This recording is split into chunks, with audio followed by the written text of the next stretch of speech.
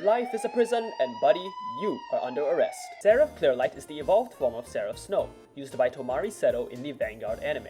The deck utilizes the prison mechanic, aiming to imprison your opponent's board and drop zones that they will then leverage into power. Seraph Clearlight on both the Vanguard and Rearguard circle is able to Soul Blast 1 to imprison one unit off the board, and failing that can imprison from the drop instead. Like her predecessor, when she attacks, you gain 10,000 power and 1 drive, provided you have 3 cards in your prison. Then, at the end of the battle, if she was on Rearguard circle, move her to Soul to draw a card a la Inlet Pulse Dragon, this being a mandatory effect. Finally, when she's Soul Blasted for the effect of her Vanguard skill, cards your opponent calls from their prison the following turn lose on-place auto effects. This means something like the Ace unit's auto effect will not have its skill activate. Additionally, the rideline has been modernized, with her Grade 1 playing the prison in a similar way to how Veissrugr's rideline works. Furthermore, rather than soul charging 3 on the spot, the prison now soul charges once per turn when your opponent breaks a card out from prison. She also has some support. Trans on Orange can find additional Seraphs and be a power booster, whereas Flawless Leela is a free drop zone imprisonment which can counterblast 1 to draw 1, alongside being a decent attacker and shielder. So what does this all mean for prison? While other retrained Vanguards are meant to be refreshed game plans that don't require you to play their old variants, Seraph Clearlight and her associated support is quite clearly meant to bridge the gap between your turn 3 Vanguard turn and Seraph Purelight, as opposed to being a new strategy entirely. Everything here is a very pleasant quality of life improvement for a deck that was already rogue playable and consistently topping. Prison's finisher turns are already strong, and the deck's unique control tools test both players' matchup knowledge. The floodgate with the new prison is also done quite fairly. While it won't stop skills like restanding, it can at least stop very powerful on places.